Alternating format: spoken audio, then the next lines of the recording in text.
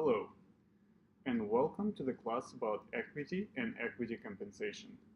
My name is Vasily, and I'm truly excited to share with you all the learnings I had about this subject over the course of the last 15 years working for different technology companies, last 10 years in Silicon Valley, currently with Tesla, previously with Uber, and with a number of other startup companies. So I've had to learn quite a bit about equity to not make costly mistakes.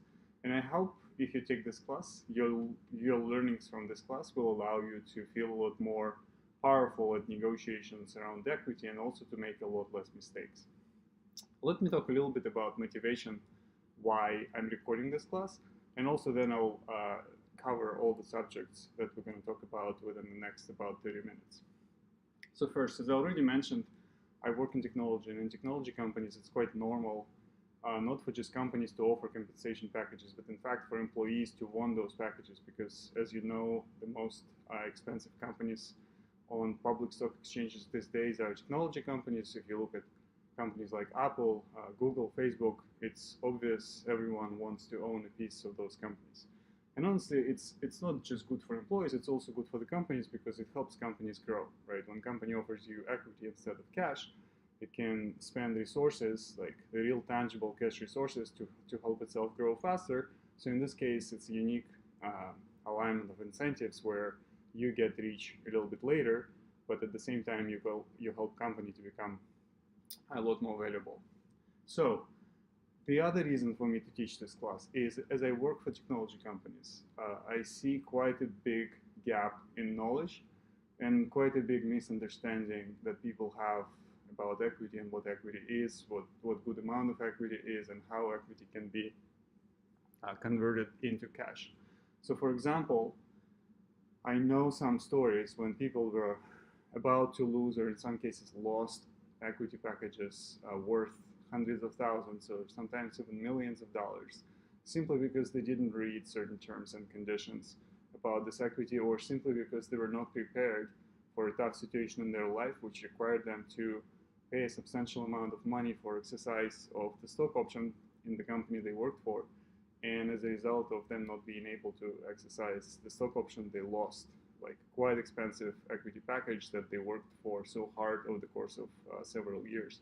So I hope that when you take this class, again, it will get you in a better shape negotiating the packages and understanding your options and trade-offs so that by the time you need to make an important decision or by the time you need to buy your equity, you're never in position when you cannot do that simply because you are not ready. Okay, so now let's talk about the agenda for this class and the topics we're going to cover. First, I want to start really basic and explain what equity is, how it compares to cash, how company operates, and why a company might be interested to pay you equity instead of cash. We'll just start with very, very basics before we get into the rocket science parts of this matter, but it's important, again, to be super, super simple and super clear around what kind of compensation exists, how the company thinks about its own finances, how employees think about their finances, and then how those employees and companies negotiate to arrive to equity packages. So once we talk about equity in principle, I want to cover the compensation frameworks and my personal approach to compensation to help you, again, to help you understand where I'm coming from and to help you follow my logic and agree or disagree with it, and also be conscious around which frameworks you use when you judge certain statements. Once we've talked about the definitions of equity and frameworks, I'll get to the subject and we'll talk about the most common types of equity as well as situations when cash is better than equity. So in many cases, you actually do not want to go after equity compensations, and we'll talk about those cases.